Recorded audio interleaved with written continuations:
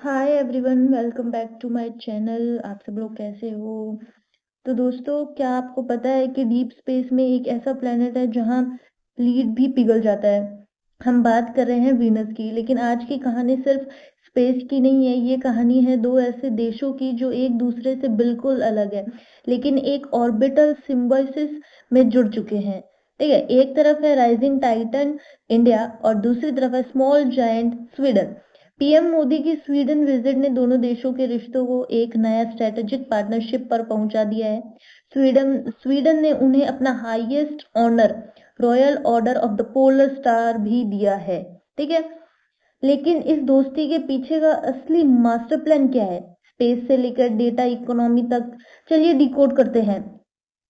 ठीक है, स्वीडन की टोटल पॉपुलेशन सिर्फ 1 करोड़ है। मैं आपको दिखाती हूँ, वेट अ मिनट। हम्म तो स्वीडन की जो पॉपुलेशन है वो सिर्फ 1 करोड़ है। ये दिल्ली की आधी आबादी से भी कम है। लेकिन इसे स्मॉल जाइंट क्यों कहते हैं? क्योंकि टेक्नोलॉजी और इनोवेशन में ये दुनिया के टॉप 5 देशों में आता है। ठीक है, मार्केट कंट्रोल में आते हैं। और किस में आते हैं? मार्केट कंट्रोल में सॉफ्टवेयर, म्यूजिक, इन सब में आते हैं। ये रहा सॉफ्टवेयर, म्यूजिक, फर्नीचर, इन सब में आते हैं ये लोग। और फिर ये आते हैं अपने किसमें? इंटेलेक्चुअल हेरिटेज में। स्टॉकहोम नोबेल प्राइज का ये घर है। इंडिया कनेक्शन कैसे? स्वीडन अब इंडिया के बड़े कंज्यूमर मार्केट में तेजी से एक्सपेंड कर रहा है। ठीक है, फिर अभी हमारा जो मिशन है, स्वीडन के साथ हमने जो अपना मिशन बैठाया है, that is which one? That is Venus. Mission Venus, जिसको हम बोलते हैं मिशन वीनस। तो समझते हैं ये मिशन वीनस क्या है, क्यों बनाया गया है, कैसे क्या होगा, सब कुछ। ठीक है, डिस्कस करते हैं, चलो। तो देखो, अब बात करते हैं सबसे एक्साइटिंग पार्ट की, द वीनस मिशन। इंडिया और स्वीडन मिलकर वीनस पर क्यों जा रहे हैं? तो देखो, जो साइंस के अकॉर्डिंग क्या है, मार्स और मून पर लोग बसने की बात कर रहे हैं, लेकिन वीनस पर कोई नहीं रह सकता। वहां का टेम्परेचर इतना ज्यादा है कि लीड पिघल जाए। असली वजह है एटमॉस्फेरिक स्ट्रिपिंग। सूरज की चार्ज पार्टिकल ने वीनस की प्रोटेक्टिव लेयर को उखाड़ फेंका है। साइंटिस्ट ये समझना चाहते हैं कि क्या ऐसा कभी अर्थ के साथ भी हो सकता है। वीनस को समझना मतलब हमारी अपनी धरती के फ्यूचर को समझना है। इस मिशन फिर इसके बारे में सोचते हैं, the tech behind the mission, ISRO plus VNA. ठीक है, तो देखिए, इस मिशन में दोनों देशों का रोल एक पजल की तरह है। इंडिया लॉन्च व्हीकल है और स्वीडन इंस्ट्रूमेंट्स है। यानी कि स्वीडन क्या है? स्वीडन इंस्ट्रूमेंट्स देगा। ठीक है, और इंडिया क्या करेगा? इंडिया उस चीज को उनके साथ क्या करेगा? लॉन्च करेगा। कैसे लॉन्च करेगा, क्या करेगा, ये उन दोनों की मिलकर पार्टनरशिप है। ठीक है, स्वीडन ने इंडिया की 2023 चंद्रयान लैंडिंग की तारीफ की और माना कि इंडिया के पास इलाइट हैवी लिफ्ट कैपेबिलिटी है। स्वीडन ने बनाया है वेनेजुएल न्यूट्रल एनालाइजर, वीएनए। ये इंस्ट्रूमेंट सूरज की उन इनविजिबल पार्टिकल्स को मेजर करेगा जो वीनस को बर्बाद कर रहे हैं। ठीक है, फिर आता है defence trade and Gripen fighter jets. इनके भी ऊपर है, इन्होंने इसके ऊपर भी पार्टनरशिप की है। इनसे रिलेटेड भी उन्होंने अपने कुछ डिस्कशंस किए हैं, इनके बारे में समझते हैं। तो देखो, बात यह है कि रिश्ता सिर्फ स्पेस तक नहीं है।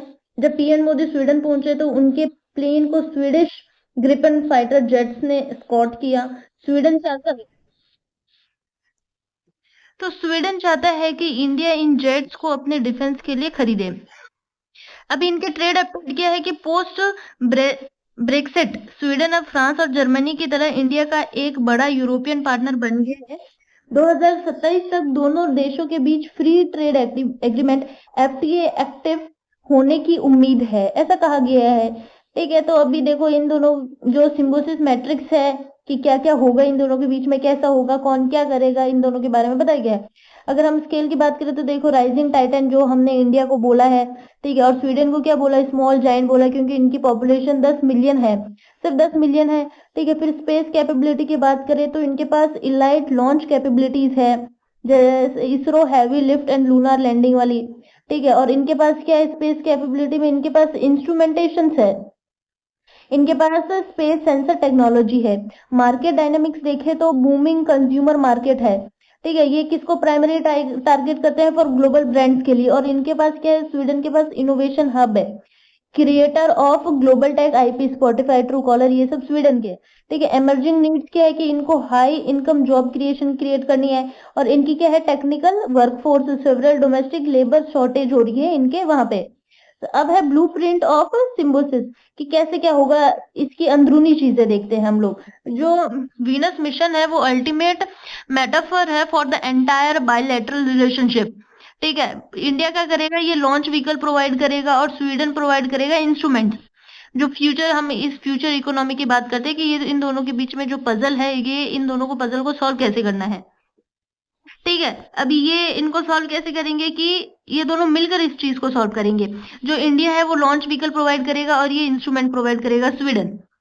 फिर है द ग्लोबल टैलेंट डेफिशिएंट, इसके बाद में बात करते हैं, यानी कि जो ग्लोबल टैलेंट गैप आ रहा है जॉब अपॉर्चुनिटी को लेके।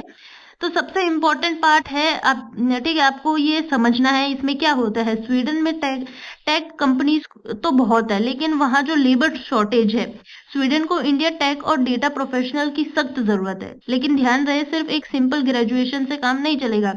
आज की ग्लोबल मार्केट स्पेशलाइज्ड और डिप्लॉयबल स्किल मांगती है। ठीक है, तो अभी जैसे कि हम ग्रेजुएट्स हैं, तो सिर्फ ग्रेजुएट्स वहां पे जाके काम नहीं कर सकते। आपको आज की दुनिया में जो नीड है, जैसे एआई की नीड है, जो डेटा की नीड है, ठीक है, वो जो कंप्यूटर लैंग्वेज है, इन सब की नीड है, तो वो उनको वो चाहिए।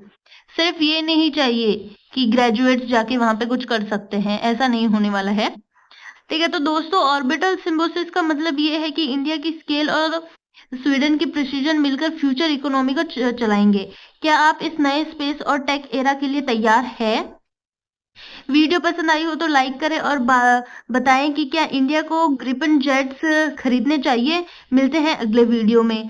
ठीक है, तब तक के लिए bye bye, take care. And the question is कि अभी जो कॉम्पिटेटिव एग्जाम्स होते हैं, क्वेश्चन ये आता है कि इनमें से उसमें क्या क्या आ सकता है। तो देखो, इस वीडियो में से उनसे ये पूछा जा सकता है कि जो हमारा किसके साथ, ये स्वीडन और इंडिया के बीच में जो उन्होंने एक तालमेल बिठाया है, उस मिशन का नाम क्या है, द वीनस मिशन। वीनस से रिलेटेड आपको पूछ सकते हैं। फिर ये पूछ सकते हैं कि इन दोनों के बीच में ये जो मिशन है, तो इंडिया उसमें क्या करेगा, स्वीडन का क्या पार्ट है उसमें, ये सब आपको पूछ सकते हैं। बाकी इसमें कुछ एनालिटिकल ऐसा कोई डाटा है नहीं कि वो आपसे पूछे इस बारे में। बस यही है कि ये पूछ सकते हैं कि वीएनए किसकी तरफ से है, वीएनए का फुल फॉर्म क्या हो सकता है, और वीएनए किसके साथ मिलकर वीनस पर काम करने वाला है। ये कुछ 2-3 पॉइंट्स है, ये अपने नोट्स में जरूर लिखे, क्योंकि एसएससी, बैंकिंग, रेलवे, इन सब में ये सारी चीजें पूछी जाती है। Thank you for watching, bye bye, take.